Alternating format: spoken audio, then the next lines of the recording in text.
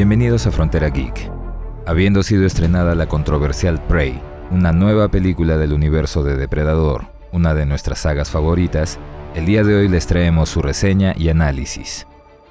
¿Es Prey una digna secuela del mítico film de 1987? ¿Tiene referencias? ¿Tendrá secuelas? Veámoslo a continuación.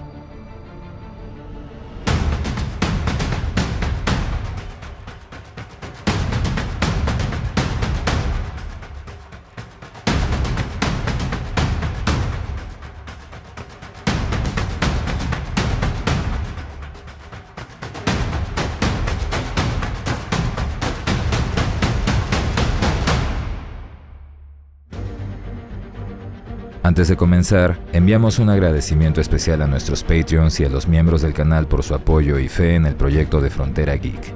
Muchas gracias, amigos.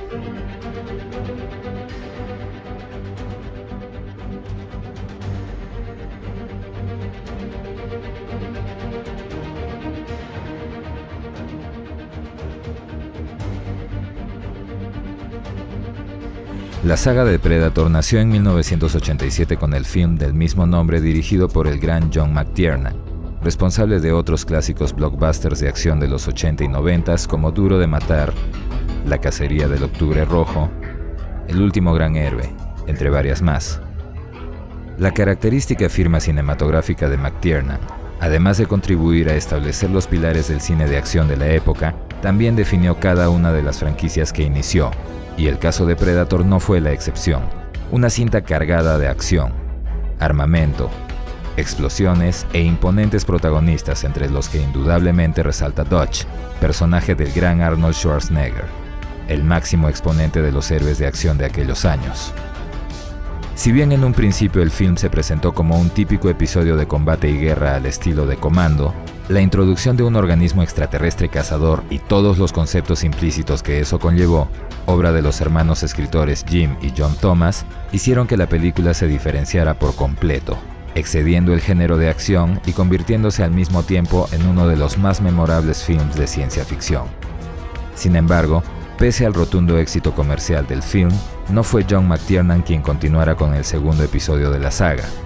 Debido a limitaciones de presupuesto y una cuestionable planificación impuesta por la ya desaparecida 20th Century Fox, no solo se tuvo que prescindir de la participación de Arnold y McTiernan, sino también de las interesantes ideas iniciales que los hermanos Thomas tuvieron para Predator 2 de 1990, la cual, tras numerosos cambios forzados por presión ejecutiva y aún más limitaciones financieras, terminó siendo la adaptación parcial de un cómic ahora conocido como Predator Concrete Jungle. Tarea a cargo del director Stephen Hawkins, algo que ya desarrollamos a profundidad en otro video del canal. La aceptación de la secuela, sin embargo, pese a contar con actores de renombre como Danny Glover y Gary Busey, ya sea por la ausencia de Arnold o por la acelerada y a veces caótica historia semifuturista que presentó, apenas llegó a la mitad de la recaudación del film original, por lo que se suspendieron futuros proyectos y la franquicia se mantuvo en silencio durante muchos años, hasta que en el 2005 regresara a la pantalla grande en el crossover comercial de Alien vs Predator.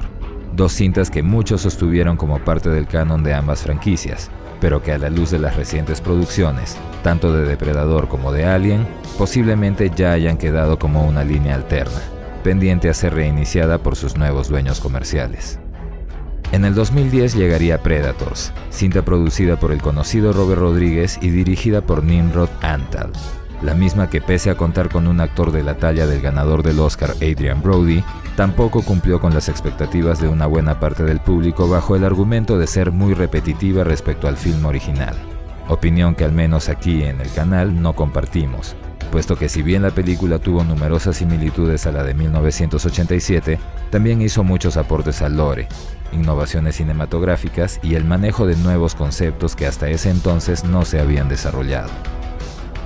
Fue en el 2018 cuando The Predator, cinta dirigida por Shane Black, parecía haber terminado de sepultar la franquicia al traer una cinta parchada, con un CGI bastante cuestionable, personajes irrelevantes y a veces absurdos, y una historia llena de incongruencias de lore que, sumadas al tono cómico con el que se desarrolló, la convirtieron en la peor película de la saga.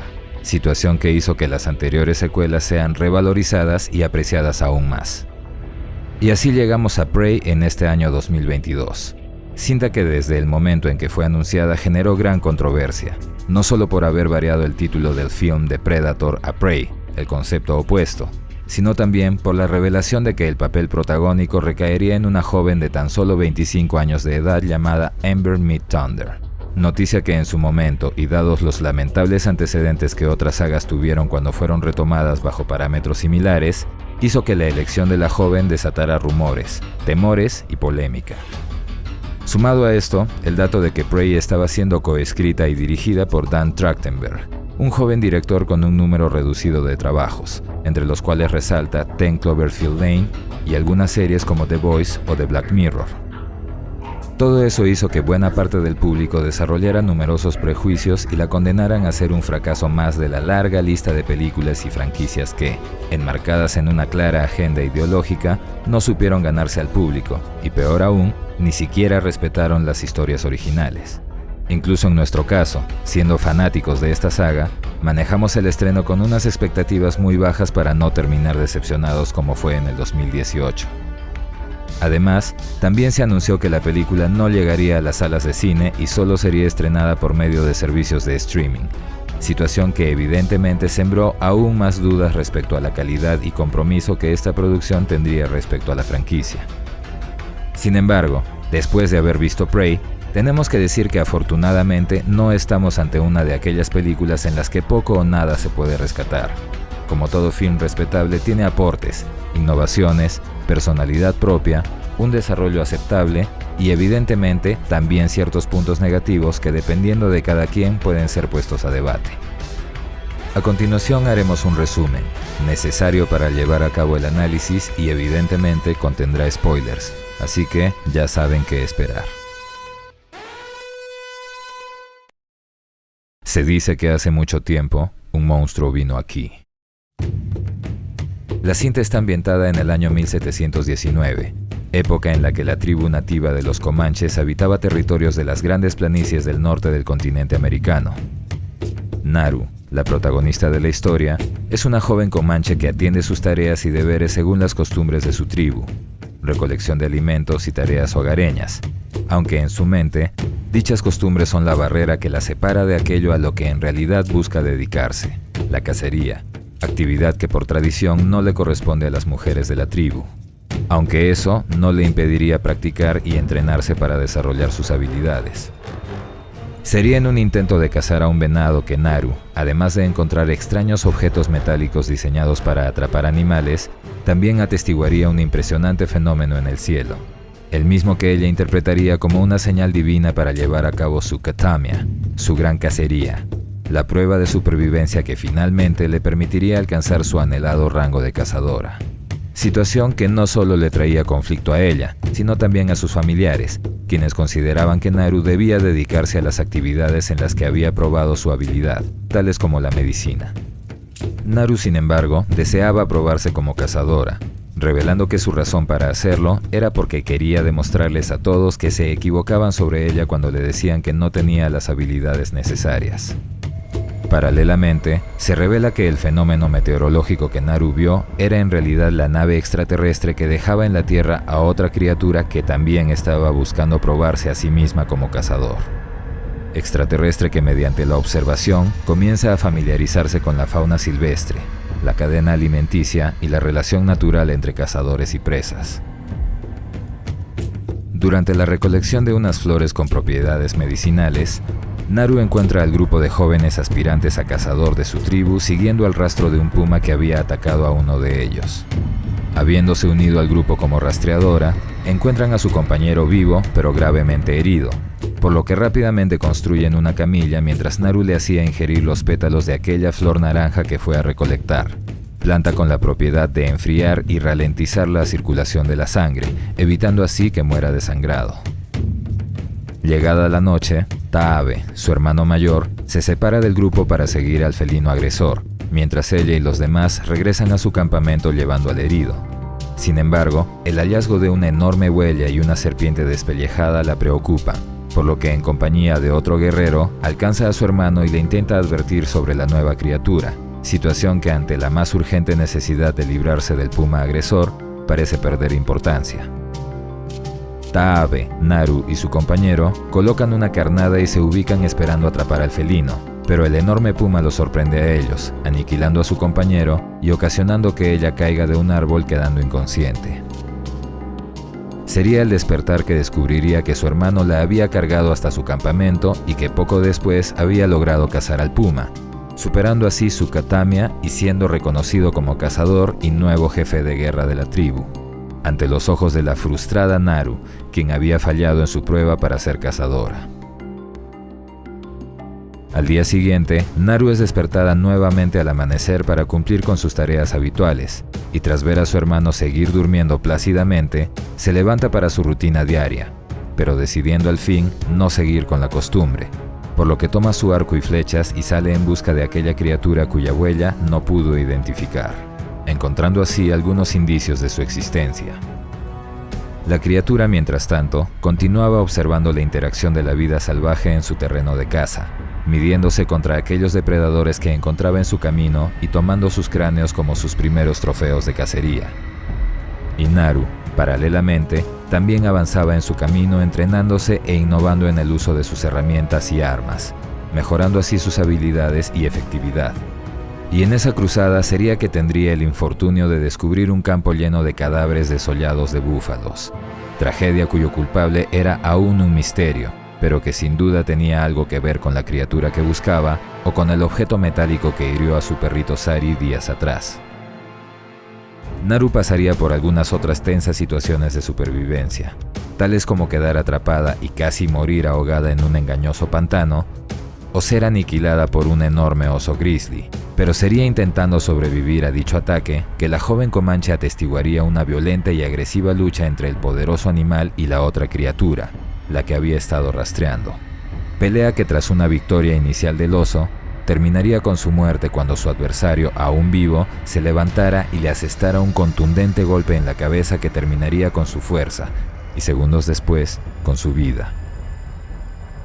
La asustada mujer lograría escapar del lugar y sería encontrada por un grupo de búsqueda enviado por su hermano, y tras una pelea con uno de ellos en la que sale victoriosa, sería igualmente capturada cuando otro del grupo interviniera. Conflicto que es presenciado por el extraterrestre, quien al verlos armados los toma como posibles adversarios y por lo tanto como presas dignas de ser cazadas. Poco después, el grupo es atacado por la criatura, siendo todos los guerreros asesinados brutalmente en presencia de Naru. Sería al escapar que ella cae en uno de aquellos dispositivos metálicos, y aunque la criatura la tenía a su merced, la deja vivir, presenciando además la llegada de los responsables de dichas trampas, un grupo de colonizadores franceses, los asesinos de aquella manada de búfalos.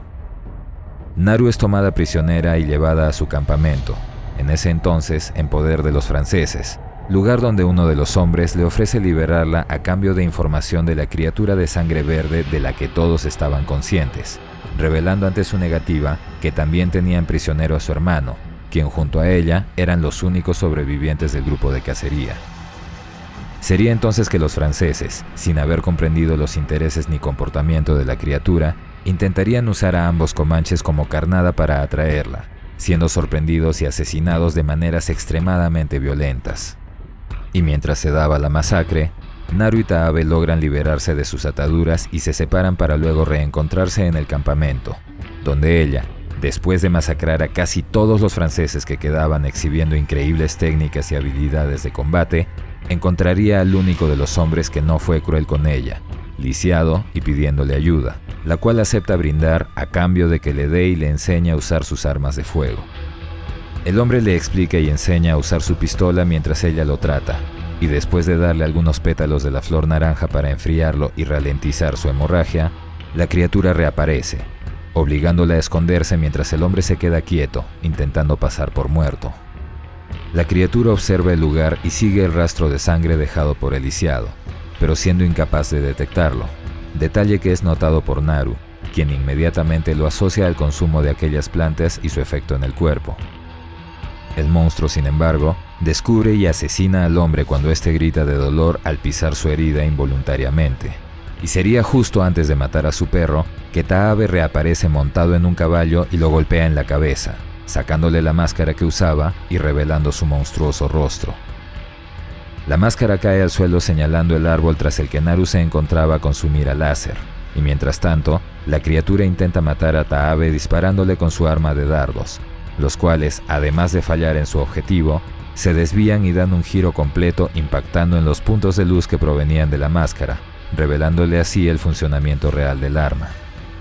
Naru falla en preparar la pistola para dispararle, pero sí distrae a la criatura, momento en el que Taabe lo atraviesa con su propia lanza e inmediatamente le asesta un flechazo en la espalda. El guerrero comanche enfrenta valiente y ferozmente al monstruo, hasta que éste, aparentemente temeroso de perder ante su adversario, recurre a su máxima ventaja, su camuflaje, y así, segundos después, lo hiere mortalmente. El agonizante Taabe, sin embargo, da su último aliento para permitirle a Naru escapar y luchar otro día. Al anochecer, Naru divisa al último de los franceses, el hombre responsable de la matanza de los búfalos, y decide usarlo como carnada para su plan contra la criatura, sorprendiéndolo y capturándolo. El hombre despierta con una de sus piernas amputadas y rápidamente se lanza buscando alcanzar su mosquete para atacar a la muchacha, quien muy tranquilamente continuaba sentada frente a la fogata, aplicándose pintura de guerra y metiendo en su boca los pétalos de la flor naranja que la harían invisible a la criatura. Como era de esperarse, el mosquete no estaba cargado, pero los gritos del hombre atraen al extraterrestre, quien, incapaz de ver a Naru gracias a los efectos de la flor, se enfoca solo en el francés, a quien aniquila. Y es entonces que ella le dispara con el arma que el hombre al que intentó salvar le entregó, haciéndole perder su máscara y robándola. En el bosque, Naru prepara el escenario, colocando estacas amarradas en un árbol y la máscara del monstruo en un lugar específico. Habiéndole dejado un rastro de sangre a seguir, el monstruo llega al lugar, en el que es sorprendido por ella, siendo herido numerosas veces. La intervención de su perro Sari la salva de morir y le da tiempo de moverse a otra ubicación. Naru corre en dirección del árbol con estacas y, habiendo calculado los eventos, lo hiere nuevamente con ellas. Lo evade dejándolo atrapado en un árbol, donde lo fuerza a cortar su propio brazo con su escudo. Lo hiere varias veces más usando su propia lanza. Incluso logra arrancarle un colmillo y clavárselo en el hombro. En un increíble y rápido movimiento facilitado gracias a una nueva intervención de Sari, Naru se trepa al extraterrestre y envuelve su cuello con una soga, con la cual lo arrastra y hunde en el pantano donde ella misma casi muere. Y tal como era de esperarse, la criatura vuelve a levantarse, decidido a acabarla usando su arma de dardos teledirigidos, dispositivo que activa su máscara y enciende la mira láser enfocando directamente su cabeza, convirtiéndose en el blanco del dardo y acabando así con su propia vida. En la mañana, Naru reaparece en su aldea portando la cabeza del asesino de su hermano y demás compañeros y usando su sangre como pintura de guerra.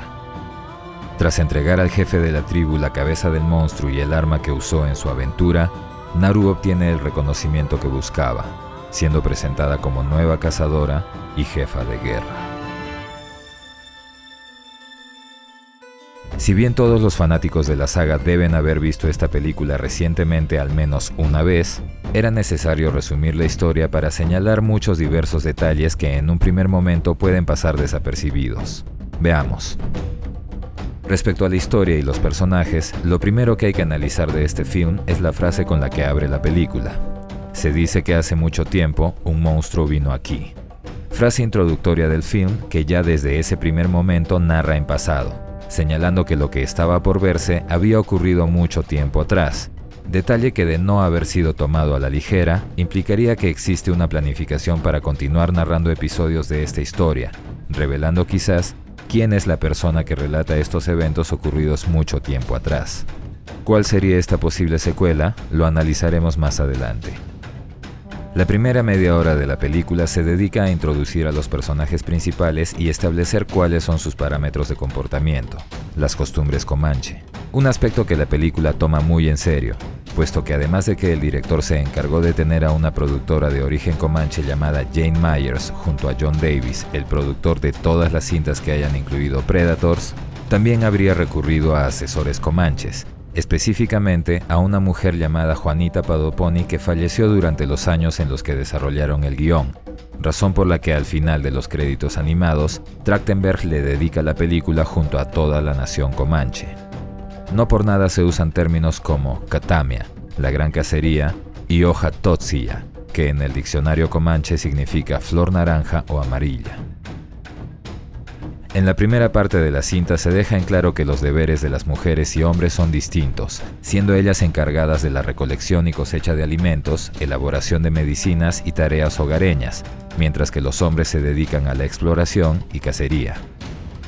En más de una ocasión, Naru es denostada por los hombres del grupo sugiriendo que ella debería estar cocinando en lugar de estar cazando.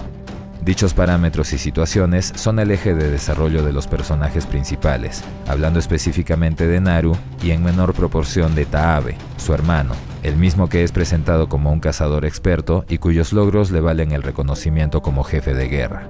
Algo de lo que Naru siente ciertos celos, anhelando tener su misma posición, razón por la que interrumpe sus tareas para entrenarse, practicar y desarrollar sus propias tácticas de cacería. Uno de los puntos por los que esta película tuvo tantos prejuicios previos a su estreno fue debido al temor de que cayera en la típica agenda ideológica que ha enmarcado muchas de las películas de los últimos años.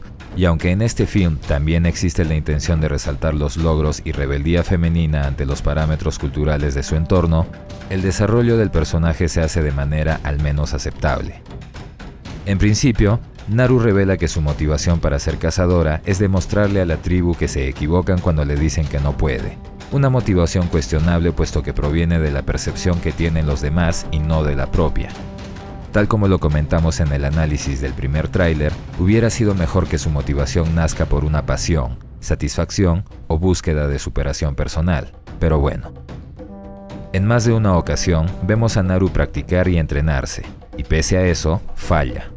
Falla al cazar a un venado, falla al cazar conejos, falla al enfrentar al puma, pero conforme avanza la historia y su preparación, vemos cómo comienza a hacerse más efectiva, es decir, hay un desarrollo de sus habilidades que puede sustentar sus logros en ese aspecto. Sin embargo, las increíbles habilidades de combate que exhibe cuando pelea con otro comanche, y sobre todo, cuando aniquila al grupo de franceses en el campamento, no tienen explicación alguna. Para luchar así tendría que haber sido entrenada como guerrera, y hasta donde la película muestra, ella a duras penas robaba tiempo a sus tareas para practicar puntería con su hacha de piedra. ¿Es posible que Naru haya tenido entrenamiento en combate? Sí, pero al menos en la película eso nunca se ve. Sin embargo, pese a esas habilidades de lucha, Naru huye del primer enfrentamiento que los comanches tienen con el extraterrestre, y también huye del segundo, en el que muere su hermano. Es decir, Naru también tiene que superar trabas emocionales y psicológicas para enfrentar a la criatura, no lo hace de un momento a otro. Es la tragedia de su hermano lo que se convierte en la motivación que necesitaba para decidirse a pelear contra el monstruo. Una lucha impresionante que se da bajo la muy precisa y quizás exagerada planificación de Naru, puesto que tras hacerse invisible con las flores naranjas que bajaban su temperatura corporal y robarle su máscara, también había calculado sus movimientos y reacciones, haciendo que se hiera contra las estacas que puso en un árbol, y de manera aún más específica, arrastrándolo hasta un punto en el que su biomáscara se active cuando éste decida matarla usando su arma de dardos, máscara que se encontraba en la posición y ángulo exacto para apuntar directamente a su cabeza, como si ella hubiera medido incluso la profundidad del pantano en el que casi muere ahogada. Es una escena sin duda impresionante, pero tal grado de planificación y precisión es algo inverosímil. Hay que señalar también que dicho plan es el pináculo de lo que la película intentó transmitir desde un principio, que mientras los cazadores de la tribu eran impulsivos, tontos o meros entes de fuerza bruta, Naru, además de igualarlos o incluso superarlos en combate, también los superaba ampliamente en astucia e inteligencia, siendo ella la única que pensó en por qué el puma dejó vivir a su compañero y el cómo tenderle una trampa, el por qué las zarigüeyas huían del bosque, la incapacidad del extraterrestre para ver a los humanos después de consumir las flores naranjas, y también el cómo funcionaba el armamento del extraterrestre, llegando incluso a usarlo en su contra. Y no estamos hablando de un Smart Disc cuya función es simplemente cortar. sino de un arma de largo alcance cuyo funcionamiento se basa en el uso de la mira láser que tenía su biomáscara. Esto último, al menos, algo exagerado. También es algo cuestionable que mientras el cazador de la jungla solo haya tenido que reacomodar su colmillo después del golpe que el musculoso Alan Dot Schafer le dio, Naru haya tenido la fuerza para arrancar uno de aquellos colmillos y usarlo como arma. Para concluir respecto a Naru, creo que la producción tomó en cuenta las dudas de la gente respecto a la capacidad de la protagonista de enfrentar a tan descomunal y salvaje extraterrestre, y por lo mismo, incluyeron escenas de desarrollo en la que ella se entrena y mejora sus habilidades de cacería. También se ocuparon de resaltar su inteligencia constantemente, pero su impresionante destreza en el combate cuerpo a cuerpo con varios oponentes a la vez no tiene un sustento visible en la película. Puntos a favor o puntos en contra, dependiendo de la posición de cada quien. Ahora hablemos del otro extremo, el depredador. Un Yautja bastante distinto al que estamos acostumbrados, pues si bien los Predators siempre han tenido una apariencia tribal gracias a sus dreads y las contadas piezas de armadura y vestimenta que siempre usan, este nuevo cazador se ve aún más tribal, muy primitivo. Y esto no es solo por la máscara recubierta de hueso que utiliza, sino también por la ausencia de armadura tecnológica, y más aún por la corpulencia y postura, más inclinada, animalesca, como ya dijimos antes, primitiva. A diferencia de los Yautja de 3 siglos posteriores, que eran más espigados, erguidos y atléticos. Según el director, el Predator debía corresponder a sus presas, por lo que su apariencia debía ser más primitiva. Es casi un Tarzán Yautja. Se ve bien, aunque por su color no puedo evitar también pensar en los Uruk-hai, los enormes soldados del ejército de Saruman en El Señor de los Anillos. Mucho se especuló sobre si este Predator era una hembra, para igualar las cosas con su contrincante, pero en la película no hay ninguna escena que lo sugiera. Y si bien en cómics existen algunos Predator hembra cuya apariencia no dista en absoluto de los machos, el juego Predator Hunting Grounds, que ha seguido desarrollando el lore de la saga en ausencia de nuevas películas, ha incluido a las hembras, con cuerpos más esbeltos y similares a las mujeres humanas, de manera que esa teoría, creo yo, ya está descartada.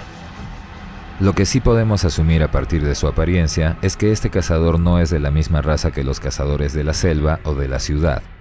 Deducción posible gracias a detalles como la longitud, grosor y cantidad de dreads de su cabeza, tantos y tan delgados que incluso parecen ser cabello. La estructura muscular de su abdomen, muy diferente a la de los Predators convencionales. Y evidentemente, por su rostro, un diseño muy distinto, con un desarrollo óseo más prominente en la frente, ojos mucho más separados y una mandíbula más monstruosa, posiblemente adaptada a partir de algunos de los artes conceptuales iniciales que se hicieron para el extraterrestre en la película de 1987. A algunos les gusta, a algunos otros no.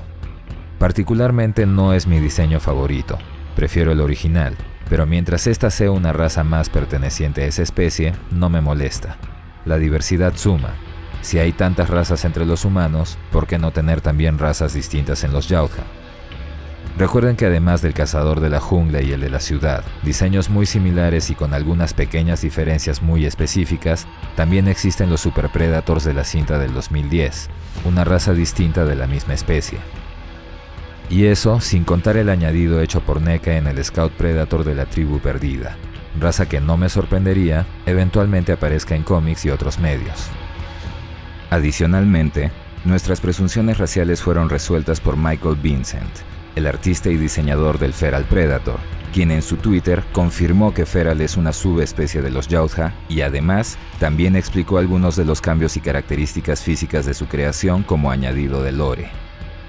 Feral pertenece a una variante Yautja que surgió como resultado del aislamiento genético y la exposición a diferentes condiciones ambientales. Su cuerpo se adaptó a climas secos mediante cambios específicos como dreads mucho más delgados y cerosos, tejido bucal más grueso y piel notablemente más escamosa para disminuir la pérdida de humedad. Cejas más voluminosas que contienen órganos sensibles al calor y que son el medio para la interacción con su biomáscara, la cual, siendo más delgada y con un diseño incompleto, también contribuye a disminuir la pérdida de agua. La máscara asimisma está cubierta de hueso por aspectos culturales propios de su raza o subespecie. Asimismo, los huesos también son parte importante de su dieta, habiendo especializado su dentadura para triturar piezas óseas. Finalmente, también refiere que su sistema respiratorio está adaptado para terrenos menos oxigenados, menos selváticos. Todo esto deja en claro que de aquí en adelante, es posible que veamos muy diferentes variantes raciales de Predators y que su lore será ampliado progresivamente. Respecto a su comportamiento, este Yautja, haciendo honor a su nombre, Feral Predator, es decir, depredador salvaje, es mucho más sanguinario que los otros extraterrestres de la saga. Es un carnicero, deja ríos de cuerpos y miembros mutilados, de manera similar al City Hunter de Predator 2, con el cual comparte una característica. Ambos son jóvenes novatos, seres dispuestos a probarse como cazadores en su primera gran incursión. Es por eso que siendo novatos y poco experimentados, son mucho más agresivos y menos especializados que el cazador de la jungla, que según lo que se sabe, era mucho más experimentado. Este cazador se muestra confiado, es arrogante, subestima a sus adversarios, y por eso mismo muchas veces comete errores y es herido por sus contrincantes. Respecto a su forma de cazar, tengo un conflicto. El Yautja inicialmente observa la relación entre cazador y presa de la fauna nativa. Se mide con los depredadores naturales que encuentra. Enfrenta a un aguerrido lobo que me hizo sentir orgulloso por su fiereza y determinación, y aunque era obvio que iba a perder, me dejó un sinsabor que lo enfrentara usando camuflaje. Tal ventaja ante un ser que no llegaba ni a la mitad de su tamaño. Pero bueno, se estaba probando recién. Después de eso enfrenta al oso. En el tráiler parecía que lo atacaba por la espalda. Felizmente no es el caso. El animal muestra una enorme fiereza y fuerza que inicialmente vence al extraterrestre. El oso muerde y sacude violentamente a su enemigo. Se alza triunfante con sangre verde goteando de su hocico. Probablemente creído de que ya había acabado con él, el oso se aleja, pero al percibirlo aún vivo, se lanza nuevamente al ataque y es derribado por un solo y poderoso golpe en la cabeza, el mismo que lo noquea y permite su asesinato.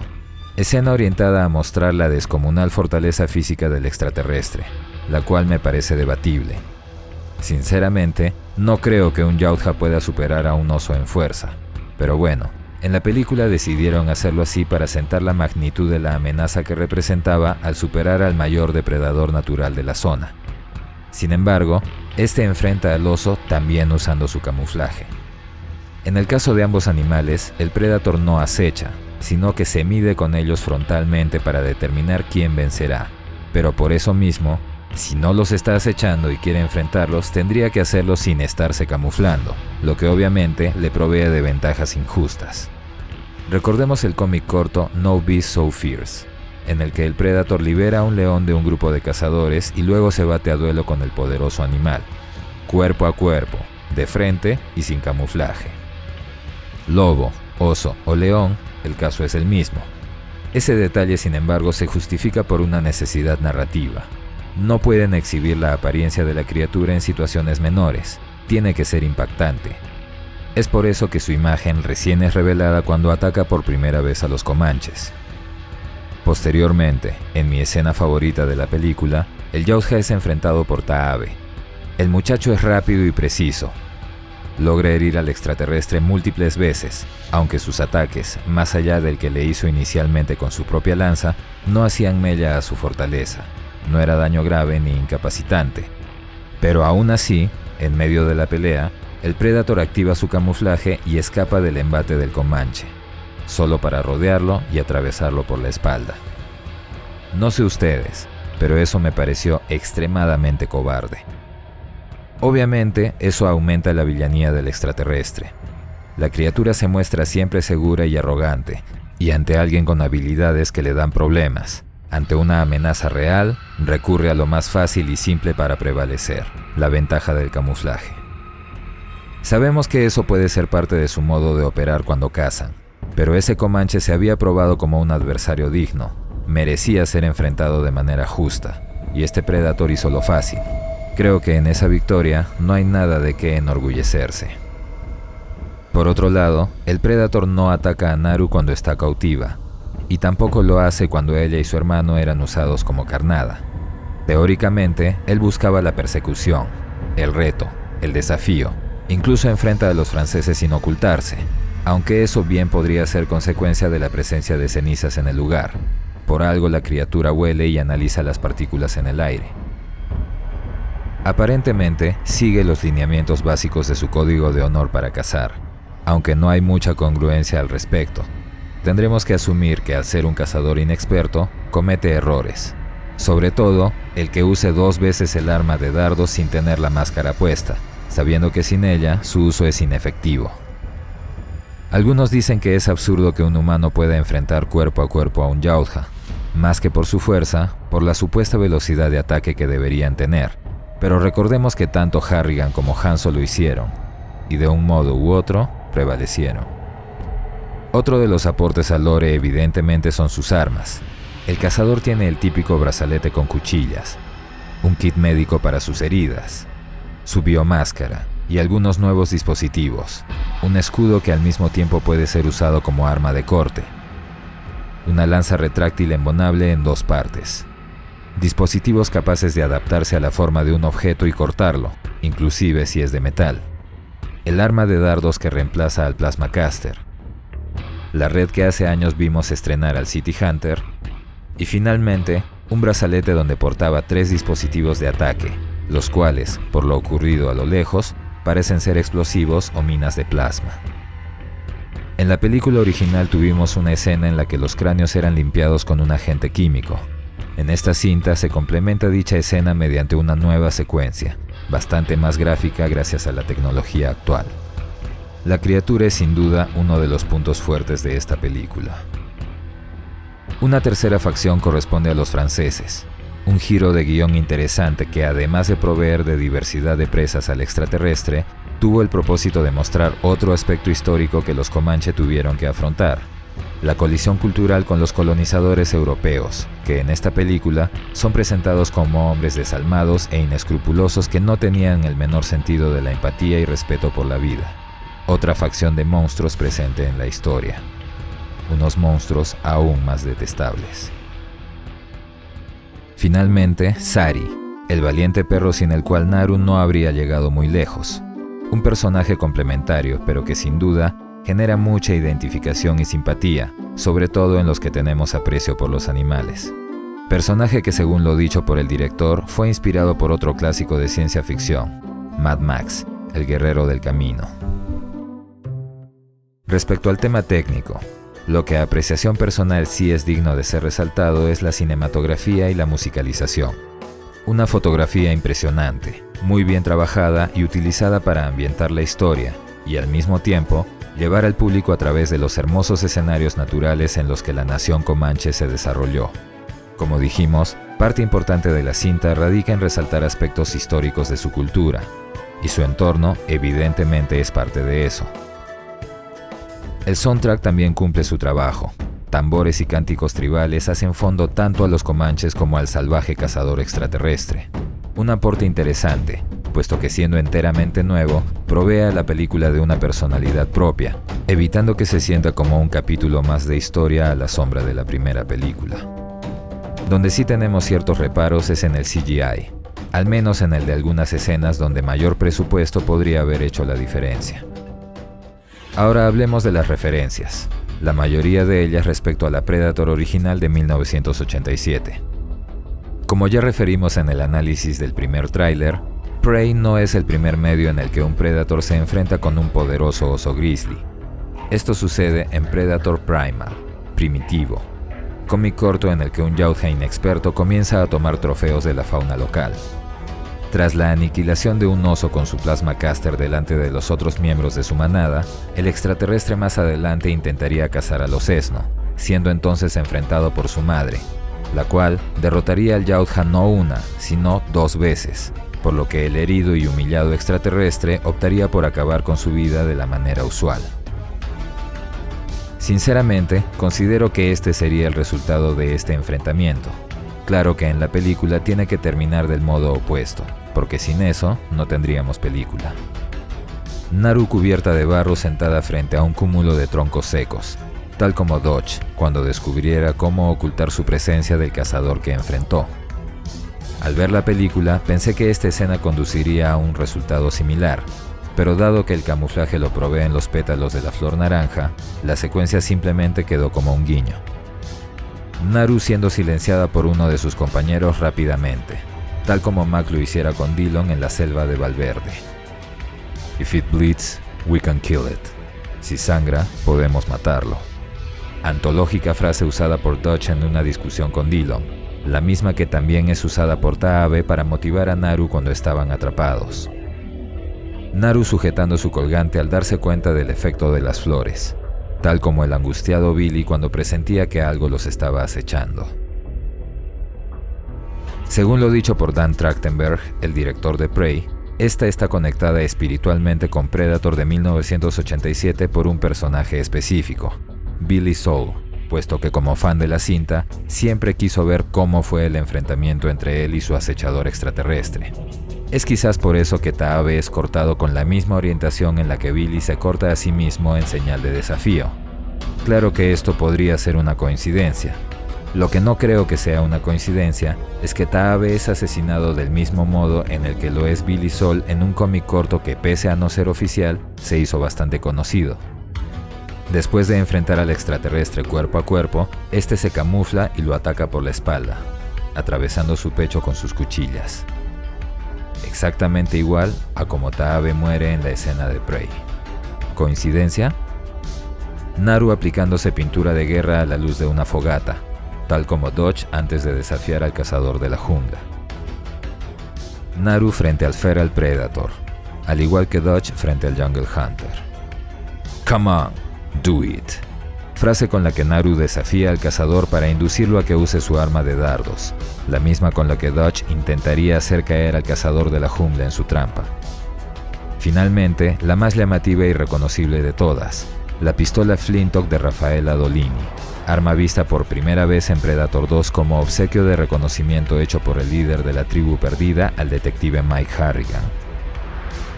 Hasta antes de Prey, la única historia que daba origen a esa pistola era un cómic corto de la editorial Dark Horse llamado 1718, el mismo en el que la versión joven del Elder, Greyback, etapa conocida como Golden Angel, obtenía la pistola de manos de un pirata llamado Rafael Adolini, hombre que por la situación en la que es asesinado se gana el respeto del Yautja.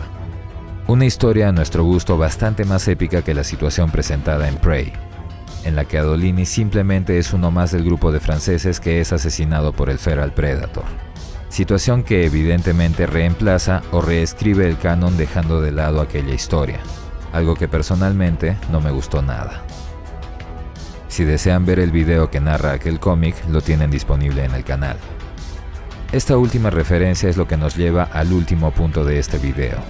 Como bien sabemos, aquella pistola de algún modo ha de terminar en manos del Elder Greyback de Predator 2.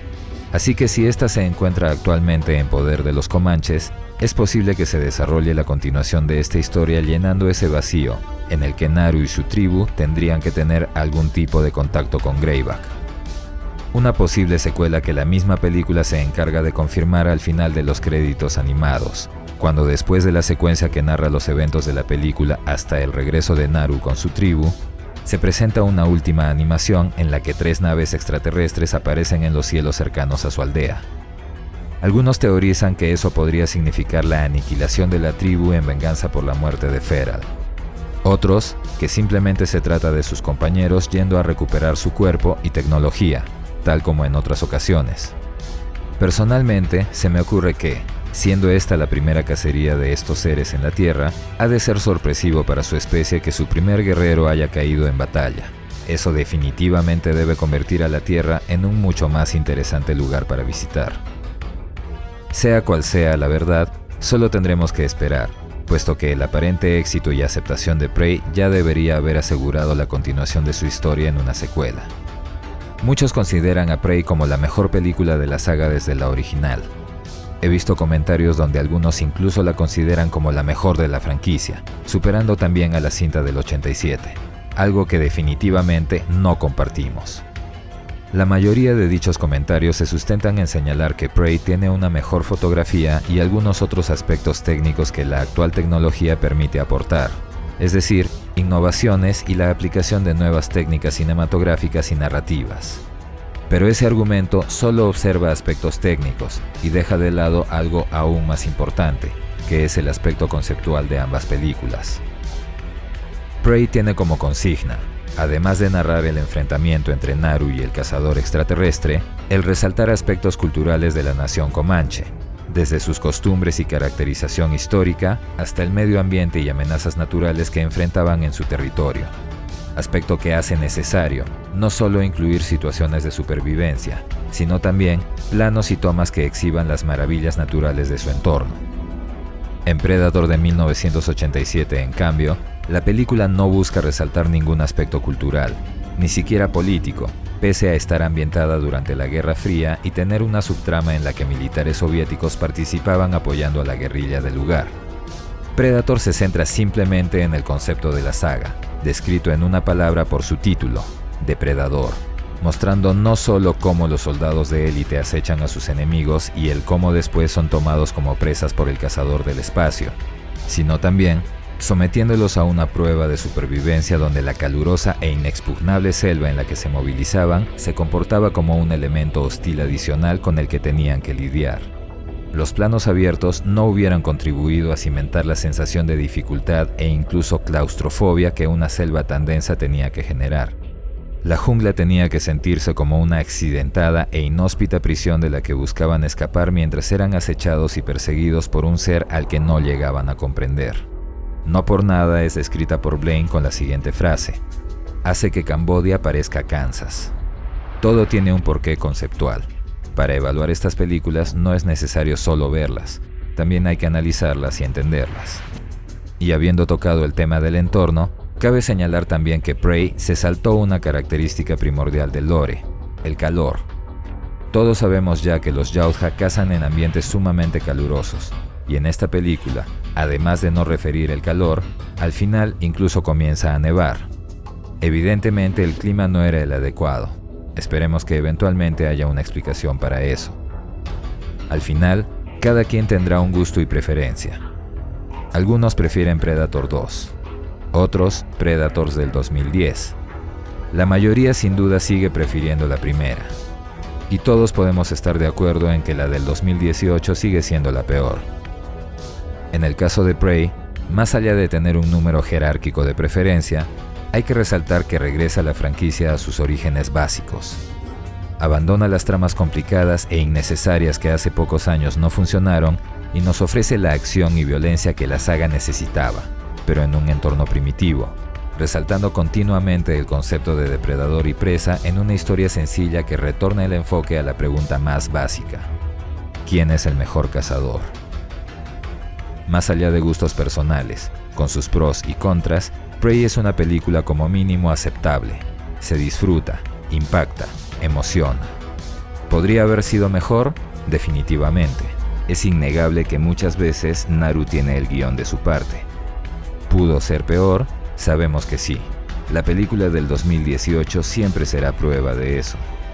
Pero lo importante de esta película es que es un paso en la dirección correcta, al menos libre de la absurda presunción de que la comicidad y ridiculización siempre tienen que ser parte de la fórmula de cine comercial actual.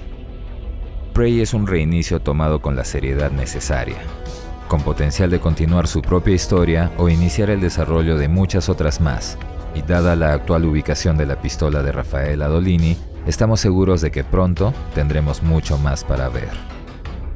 Recuerden que en el canal existen decenas de videos de la saga Predator explicando sus orígenes, el código de honor, los tipos de Predators, las historias de los personajes después de las películas y muchos más. Así que si son fans de la saga, no dejen de revisar nuestras listas de reproducción. Esperamos que esta reseña les haya gustado. Déjennos su like, compartan el video, suscríbanse activando la campanita y recuerden que pueden hacerse miembros del canal o de nuestro Patreon y así ayudarnos a traerles mucho más contenido como este. Soy Dexeo, gracias por el apoyo y preferencia. Hasta la próxima.